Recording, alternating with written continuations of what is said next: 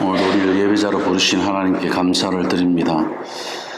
저희들이 신앙생활을 하면서 오늘 이 시편 기자와 같이 이렇게 하나님께 영원히 찬송하리로다, 영원히 감사하리로다, 그분의 인자하심을 찬양하리로다, 이렇게 고백이 있기까지는 이 시인에게 결코 감사할 수 없는 일들, 하나님의 선하심을 경험할 수 없었던 일들, 그런 고통과 시련들이 분명히 있었습니다. 그럼에도 불구하고 이 시인이 감사할 수 있었던 것은 무엇일까요? 그분의 인자하심을 영원히 찬양할 수 있는 이유는 무엇이었을까요? 이 시인에게는 과거의 경험이 있었기 때문에 그렇습니다. 과거에 자기가 실수했던 일들, 실패했던 일들, 부족했던 것들, 그리고 하나님 앞에 범죄했던 일들까지 다 해서 과거의 그 삶 속에 자신이 선택했던 것, 그리고 자신이 내렸던 결정들, 그리고 하나님 앞에 순종했던 것들이 이 시인에게 있어서 지금은 감사할 수 있었고 영원히 여호와를 찬양하고도 남을 만한 그런 믿음의 사람으로 그 신앙이 든든히 굳건히 서 있는 것을 보게 됩니다.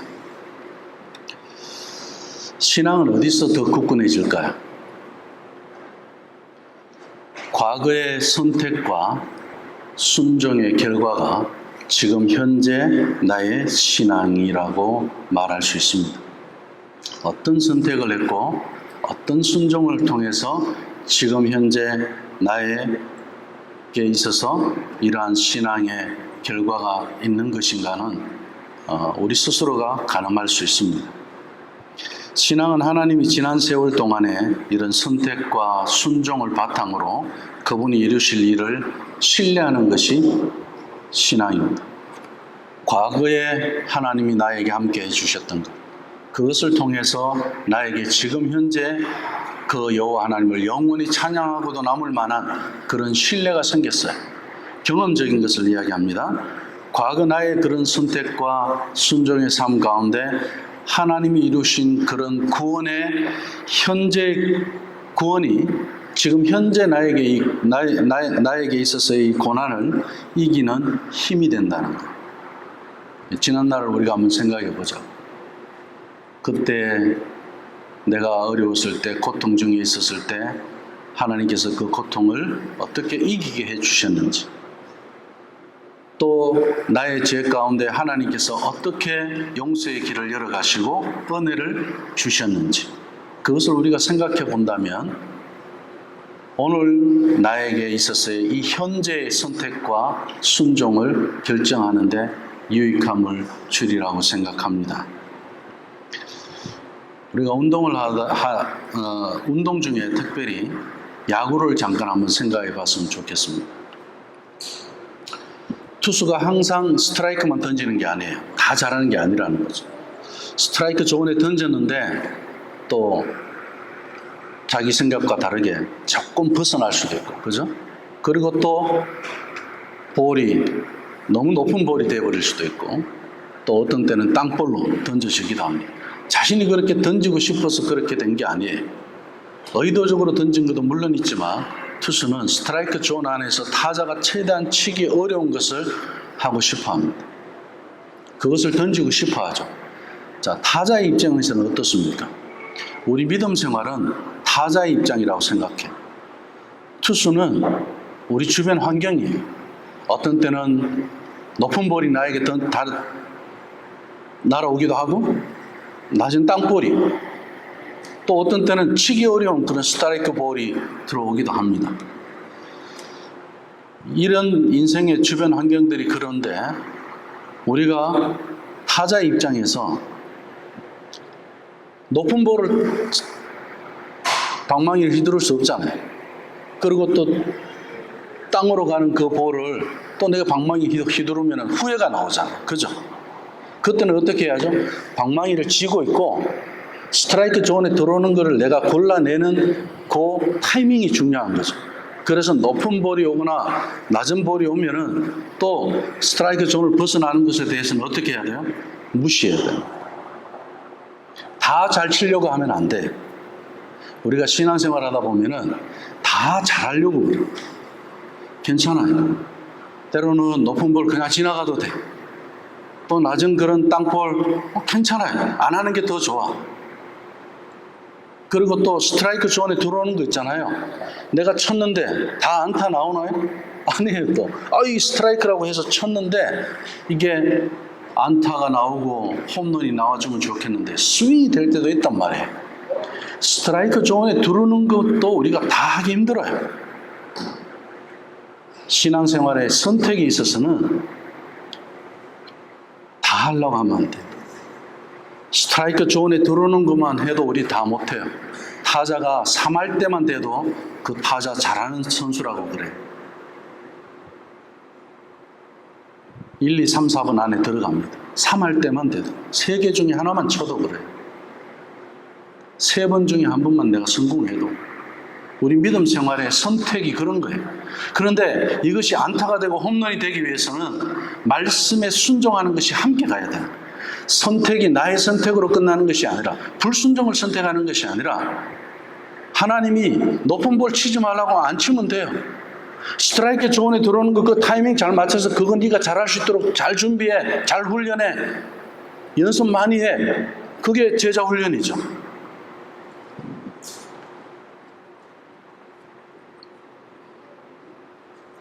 우리 남을 너무 의식하고 사는 경우가 참 많거든요. 남에게 피해를 안 주면 돼요. 의식하면서 내 행동에 있어서나 내 생각에 그 의식 때문에 비교가 되거나 또 그것으로 해서 힘들어하거나 그럴 이유가 없어요. 한국에서 많이 뜨고 있는 그 황찬현 신부, 이번에 제가 그 평창에 가봤어요. 그분이 하고 있는 그 청국장이라든지 뭐 그 공동체 뭐 항아리 단지 굉장히 많더라고. 그리고 또 버섯 재배 또 뭐 온실 안에 엄청 하고 있더라고요. 그분이 많은 사람들을 웃게 하잖아요. 그죠? 그러니까 좋은 일만 있을 것 같죠? 그분에 대한 안티들도 엄청 많더라고요. 그분이 그런 이야기를 해요. 내가 그 안티들한테 일일이 변명하면서 하는 거를 당신들이 원하느냐, 그냥 안티들 무시하고 가는 거를 당신들이 원하느냐. 강의를 듣는 사람들이 똑같이 하는 말이 뭐냐, 무시하고 그냥 우리한테 맞는 이야기만 해달라는 거. 우리가 객관적으로 생각하면은 그게 맞아요. 무시할 건 무시하고 지나가도 그거는 사랑을 안 하는 게 아니에요. 무관심한 게 아니에요. 볼을 치면 안 되죠. 그죠? 왜 그것까지 치려고 그렇게 난리를 하냐 말이에요. 그러면서 내가 못하는 거는 못한다고 하면 돼요. 내가 연습 좀 더 하면 되는 거예요. 그게 우리 믿음의 사람들의 진실이에요. 진정성이에요.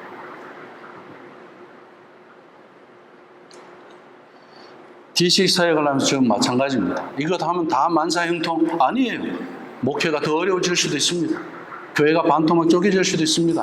내 가정 복받는 일인데도 철저하게 반대하는 사람들 있더라는 거죠. 이래서 싫고 저래서 싫고 시간 없어서 못하는데 왜 자꾸 하라고 하느냐, 뭐 이런 거 있잖아요. 많아요. 그거는 다 볼이에요. 땅볼이에요. 높은 볼일 수도 있어요. 스트라이크 아니에요. 대부분의 사람들이 보면은 이 전두엽을 가지고 판단을 하면은 그래도 논리가 있어요. 근데 감정적으로 내가 욱하게 되면요, 이 전두엽이 스탑이 되고, 그래서 이 뒤에 그 감정에 내가 폭발하는 바람에 생각을 멈추고 사기당하기도 하고 엉뚱한 걸 선택하기도 하고 잘못된 결정을 내리기도 합니다. 감정이 속으면 안 된다는 이야기죠. 말씀은 철저하게 하나님을 기억하게 하고 하나님의 역사를, 과거의 은혜를 주신 것들에 대해서 내가 잊지 않도록 해주셔요. 이 전두엽이 항상 활동하게 해준다는 거죠. 오늘 본문에서 인도자와 회중이 현재 겪고 있는 고난과 지난날 출애굽의 놀라운 사건을 되새기는 것은 이 시인에게는 굉장히 중요했습니다. 자, 다윗이 출애굽 사건 때 있었던 사람입니까? 없었죠.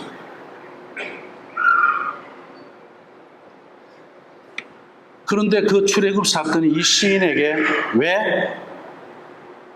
여호와를 영원히 찬양하는 그런 조건이 될 수 있었죠? 하나님이 하신 일들을, 과거의 하나님의 그 역사를 믿는 거예요. 우리도 출애굽 사건 때 홍해 갈라지는 거 직접 보지 못했어요. 그런데 하나님의 말씀에 이렇게 기록되어 있는 이 말씀으로 우리는 출애굽 그 사건에 있었던 그 현장의 사람들 못지않게 믿음으로 우리는 이 사건을 기억하고 가르치고 우리의 삶의 현장에서 현재의 이 고난을 또 이겨내는 거예요.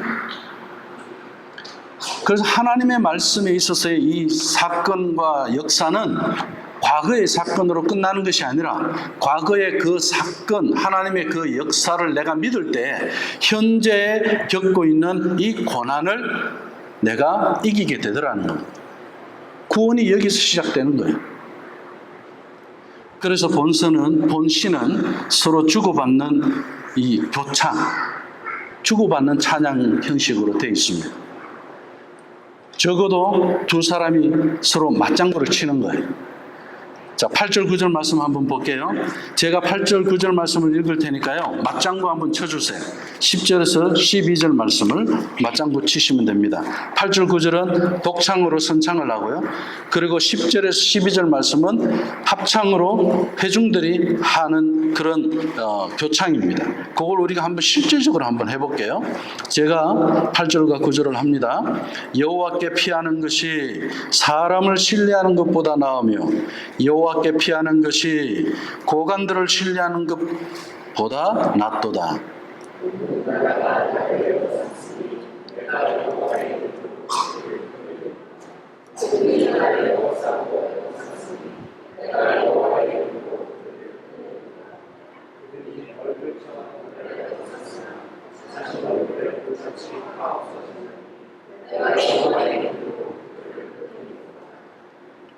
네, 계속 애워쌌다 이걸 들으면서, 이걸 노래하면서 어떻게 해요? 내 지금 환경에서 고난 가운데 고난으로 내가 애워싸움을 당하고 있는 이런 여러 가지 것들이 나에게서 막 솟아나겠죠, 그죠? 그리고 저는 뭐라고 선창을 했죠? 사람을 신뢰하지 마라, 의지하지 마라, 고관들을 의지하지 마라, 권력을 쫓아가고 힘을 쫓아가는 그런 것들을 의지하지 말라. 사람 의지할 일이 정말 많아요. 목회하다 보면 더 그래. 그런데 철저하게 선창을 해야 되는 사람은 인도자예요. 인도자는 무엇을 해야 된다? 사람을 의지하면 안 된다. 세상의 권력자를 의지해서는 안 된다. 그걸 이야기하는 거예요. 그러면서 군중들은 어떻게 해요? 아멘, 아멘, 맞습니다. 우리에게 애워삼이 있습니다. 우리에게도 애워삼이 있습니다. 그러면서 선창의 인도자의 무엇을 묵상하게 되죠? 사람을 의지하지 않겠습니다. 이 애워삼에서 구원받을 수 있는 건 오직 여호와밖에 없다는 것. 이것으로 영원히 찬양하는 겁니다. 두 번째 인도자의 독창을 또 한번 보겠습니다. 13절, 14절 제가 선창하겠습니다. 15절, 16절을 합창해 주세요. 너는 너를 떨쳐 넘어뜨리려 하였으나 여호와께서는 나를 도우셨도다. 여호와는 나의 능력과 찬송이시요 또 나의 구원이 되셨도다.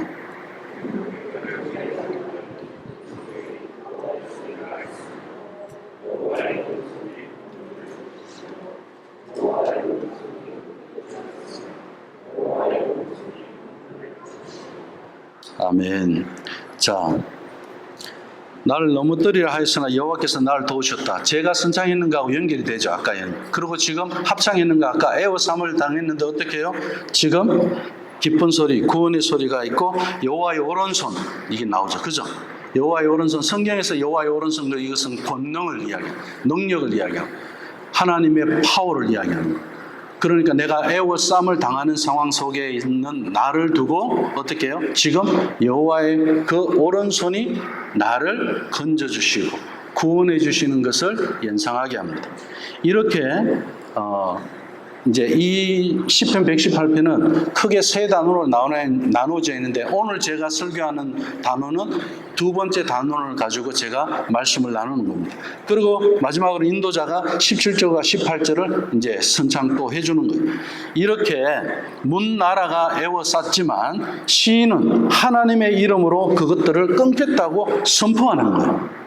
우리가 환경을 보고 하나님 그렇게 해주셔서 감사합니다 할 수도 있지만은 어떻게 해요? 지금 애워쌈을 당하고 있는 이 상황 속에서 이런 사방이 다 전황이 어떻습니까? 전쟁 중에 지금 완전 포위된 상태야. 앞으로도 갈 수 없고 뒤로도 갈 수 없는 그런 상태. 그런 데서 아예 믿음을 가지고 여호와의 오른손의 그 권능이 우리에게 구원을 베푸실 거다. 이렇게 선포를 하는 거예요. 자, 그러면 거기에 합창하고 있는 사람들이 몇이나 믿을 수 있을까요? 아유, 무슨 그런 소리 하세요. 현실을 가지고 지금 주변을 둘러보세요. 다 에워싸고 있는데 무슨 소리 하십니까? 우리 하나님이 하늘에서 우리를 건져서 이렇게 들어 올려주지 않는 이상은 그게 어떻게 가능합니까? 현실을 가지고 이야기할 수 있겠죠. 그런데 지금 이 상황을 가지고 언제를 기억하라고요? 현재를 보지 말고 과거를 기억하라. 과거 애굽에서 하나님이 이스라엘 백성들을 어떻게 했다고요? 독수리의 두 날개 위에 업어서 데리고 나왔다고 그랬어요. 표현을 그렇게 합니다. 우리 하나님은 그렇게 능력이 있는 분이신 줄로 믿습니다. 창조주 하나님이시오. 무에서 유를 창조하신 하나님이에요. 나를 만드신 분이셔요. 나의 구원자 되시는 분. 그들이 나를 애워싸고 애워쌌으니 현실을 그렇게 이야기하고 아무리 우리가 그것을 가지고 노래한다 한들 그것으로 끝나는 것이 아니라 거기서 끝나는 것이 아니라 후렴은 항상 내가 여호와의 이름으로 그들을 끊으리로다. 누가요? 여호와가 끊는 거예요? 나예요. 내가 여호와의 이름으로 하는 거예요. 우리 주 예수 이름으로 권능을 행하는 거예요. 예수 이름으로 명하노니 사단아 내 뒤로 물러갈지어다. 이렇게 명령하는 거예요. 하나님의 능력을 믿고 하나님의 권세를 가지고 하나님의 자녀는 죄를 이기는 능력이 있고 죄의 그 둘러싸임, 유혹의 둘러싸임이 있다 할지라도 그리고 세상의 고통과 그런 우리가 아픔과 또 질병이 있다 할지라도 질병아, 죄야, 환경아, 이 모든 나라를 에워싸는 이 상황, 이런 환경아, 이 모든 것들이 어떻게 내가 명하노니 여호와의 이름으로 끊어질지어다. 이렇게 찬양하고 노래하는 우리 주님의 식구들이 되었으면 좋겠습니다. 하나님이 우리에게 주시는 은혜가 이거예요. 대적들이 시인을 겹겹으로 둘러쌌어요. 이 시인이 할 수 있는 고백은 하나밖에 없어요. 여호와의 이름으로. 이게 신앙 고백. 애워싸고 애워쌌다는 것은 물샐 틈이 없이 포위했다는 그런 뜻입니다. 도저히 빠져나갈 수 없는 전황이에요. 그런데 하나님을 신뢰할 때 그것을 끊어놓을 것이다. 장담을 하잖아요.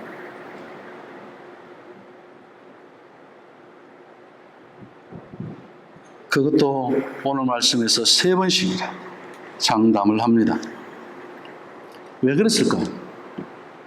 우리가 강조할 때는 보통 2번 정도 하거든요. 문학적으로도 그렇게 이야기하죠. 3번 정도가 되면 강조가 아니에요. 두려워서 그래요. 끊으리로다, 끊으리로다, 끊으리로다. 장담은 하는데 두려워하는 거예요. 이것도 하나님 앞에서는 여호와의 이름으로 하는 이 장담은 두려워도 찬양이 되는 거예요. 두렵기 때문에 더 하는 거예요. 더 고백하는 거예요. 계속 고백해 보세요. 여호와께서 나를 심히 경책하셨음에도 죽음에는 넘기지 아니하셨도다. 여기서 우리가 한번 생각해 보자고.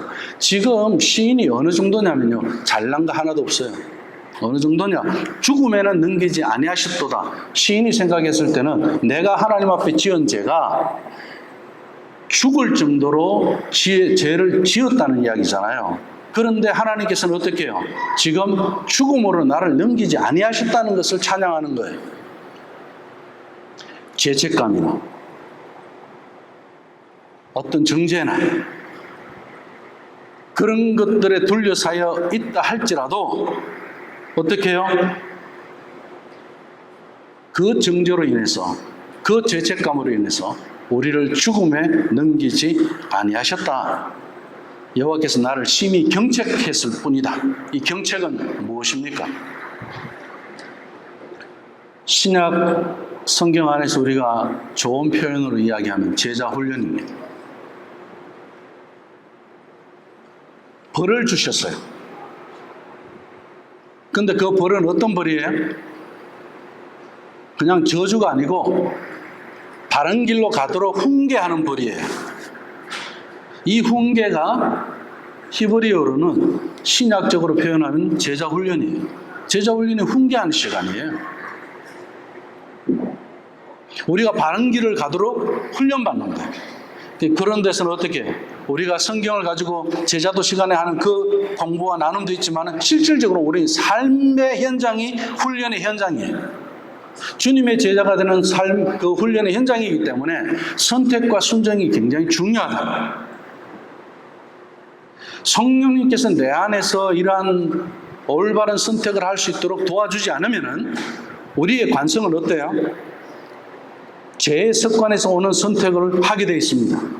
사람의 이야기나 지난날의 경험이나 말씀이 생각나고 말씀이 결정하게 하지 않아요. 이 관성이라는 것이 얼마나 우리에게 나쁜 습관을 가져오느냐면요, 우리 묘하지 않아요? 매주 우리 앉는 자리가 똑같아요.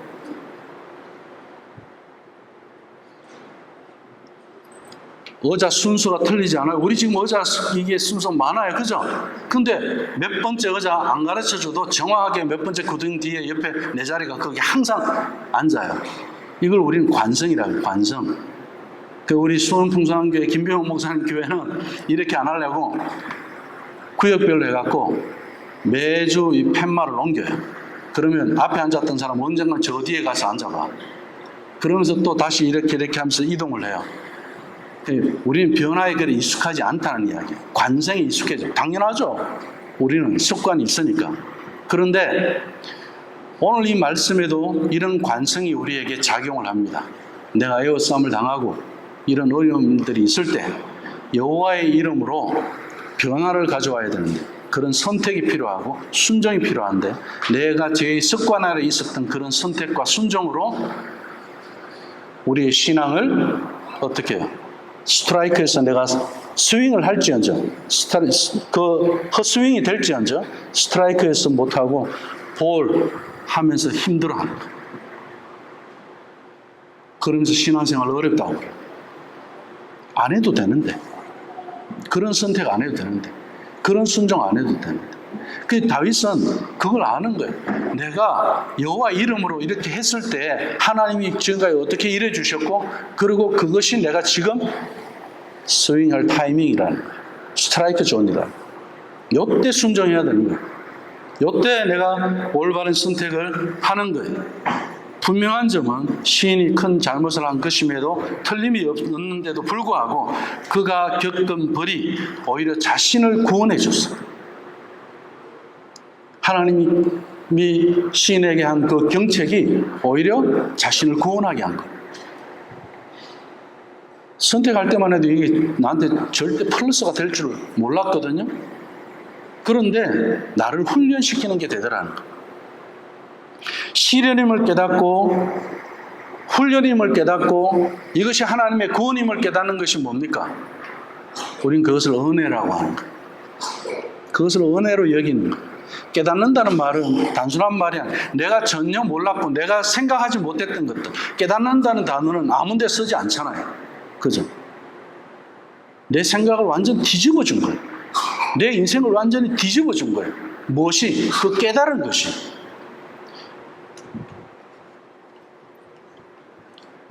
오늘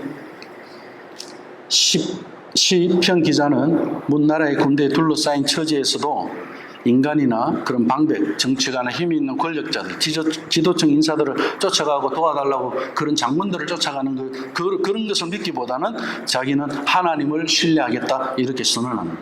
돈을 믿는 사람들이 있어요. 그죠? 시간을 믿는 사람들이 있어요. 그리고 자기 힘을 믿는 사람들이 있어요. 권력을 믿는 사람들이 있습니다. 그런데 왜 그걸 믿을까요? 예, 사는 것이 그렇게 만만하지 않기 때문에 그래요. 오히려 그렇게 믿는 것이 훨씬 더 빠른 해결법을 가져주고 지금 내가 애워싸움을 당하고 있는 이 문제를 쉽게 빨리 해결해 줄 것 같습니다.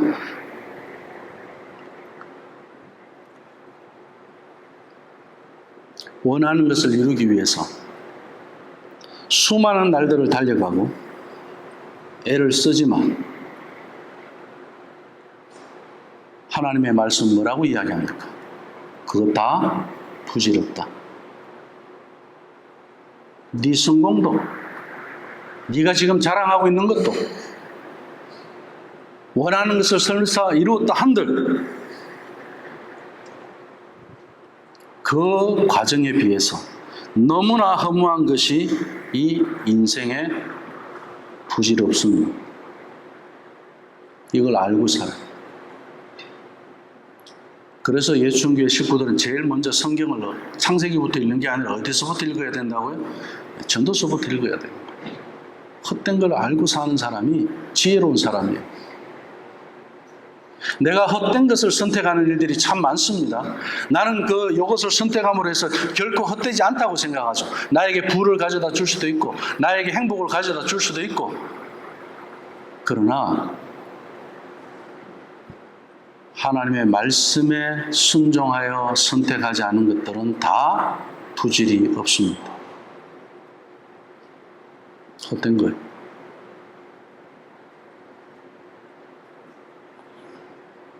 그래서 하나님 예레미야 17장 9절부터 11절 말씀에서 이렇게 표현하십니다. 만물보다 거짓되고 심히 부패한 것은 뭐라고요?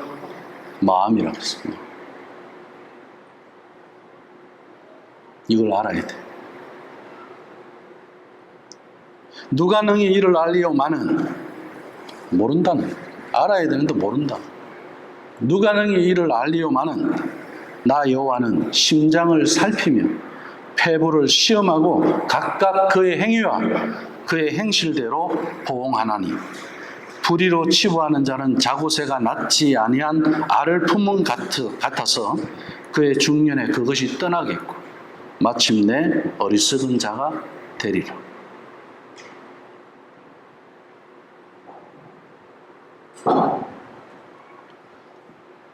높은 볼, 낮은 볼,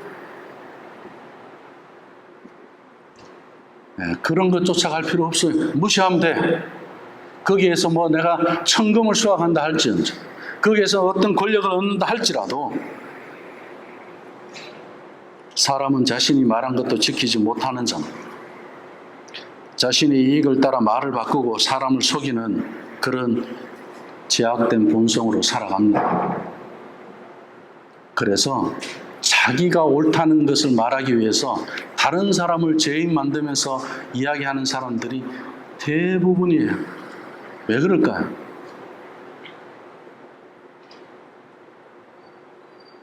마음이 부패 있는 것을 몰라서.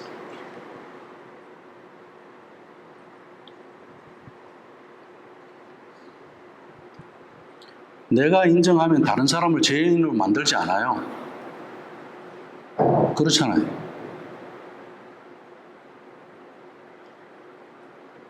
내 부족으로 나 볼 못 쳐. 근데 못 쳤다고 사람이 안 쳤다고 뭐라고 해. 니 때문에 졌다고 그래. 그래, 내가 볼 쳤어 그래. 안 쳤어 그래. 사람들은 다 탓을 해요. 왜 할까요? 내가 옳다는 것을 방어하기 위해서. 내가 옳다는 걸 방어한들 하나님 앞에 마음이 부패한 자인데요? 뭐 그렇게 중요하나? 사람 앞에 내가 선한 것처럼 자기를 방어하고 다른 사람을 죄인 만들고, 성도는 그런 삶이 아니죠. 우리는 사람 앞에 다 무장해제할 수 있는 사람이에요. 왜? 하나님 앞에 드러나 있는 사람이기 때문에.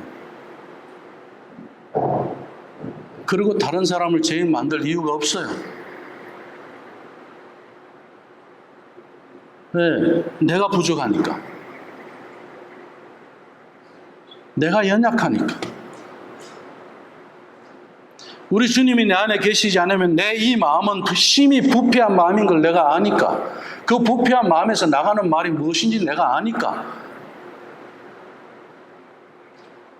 거기에서 판단하고 거기에서 옳고 그름을 우리가 이야기한들 구원이 있나요? 행복이 있을까요? 시인은 지금 그 모든 것들을 자기 주변에 에워싸고 있는 그 전쟁의 상황 속에서 에워싸고 있는 것을 탓하지 않아요. 그 상황을 가지고 오히려 여호와 이름을 드러내고 있습니다. 그러면은 승리하는 겁니다. 오히려 성도는 자기를 도와주시는 분이 누군지를 알면 내가 사람을 죄인 만드는 것이 아니라 그 사람을 도와줄 수 있어요. 왜요? 나를 도우시는 분이 여호와이신 것을 알기 때문에. 그것을 신뢰하는 사람은 언제든지 도울 준비가 되어 있습니다.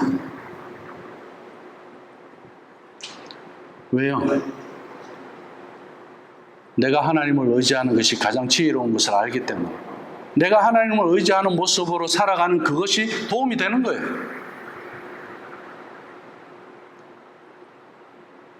내가 사람을 의지하지 않는 것이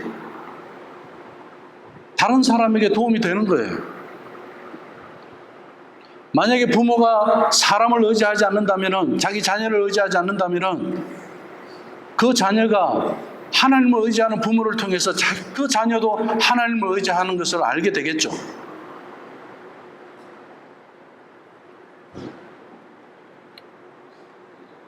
한번 따라합시다. 지혜로운 성도는 영원히 남을 것을 선택한다. 네.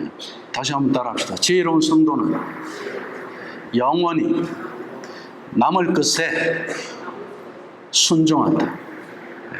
영원히 남을 것을 선택하십시오. 영원히 남을 것에 순종하십시오.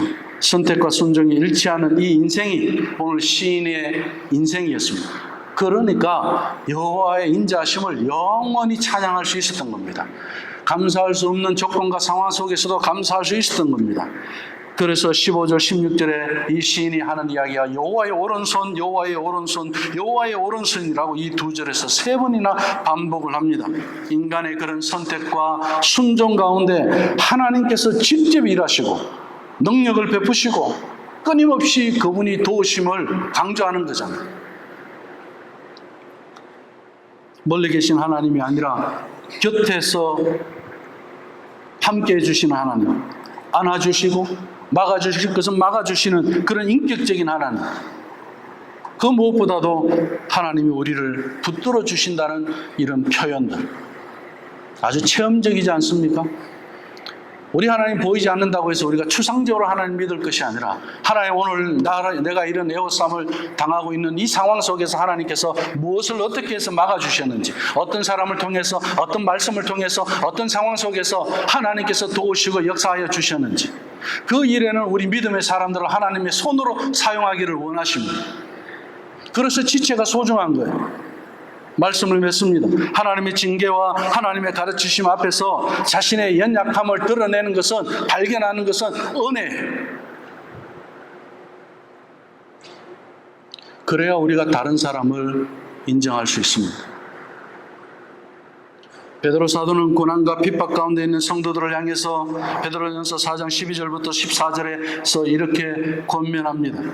사랑하는 자들아, 너희를 연단하려고 오는 불시험을 이상한 일 당하는 것 같이 이상히 여기지 말고 이렇게 이야기합니다.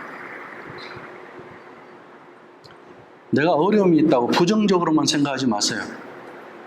시련이 있다고 해서 부정적으로만 생각하지 마세요. 이상하게 여기지 말라는 거예요. 오히려 너희가 그리스도의 고난에 참여하는 것으로 즐거워하라. 이는 그의 영광을 나타내실 때 너희로 즐거워하고 기뻐하게 하려 함이라. 이렇게 말씀합니다. 고난을 지나봤기 때문에 우리는 압니다.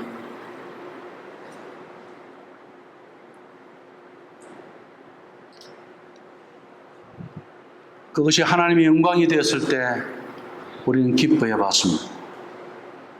즐거워해 봤어요. 그래서 찬양대로 섬기는 거예요. 그래서 찬양하고 싶은 거예요. 찬양팀으로 내가 악기로 그래서 하나님을 찬양하고 싶은 거예요. 내가 맡았기 때문에 하는 게 아니에요. 그것을 우리는 은혜라고 하는 겁니다. 너희가 그리스도의 이름으로 치욕을 당하면 베드로가 지금 뭐라고 이야기합니까? 이어지는 말씀에서 복이 있는 자로다 그랬어.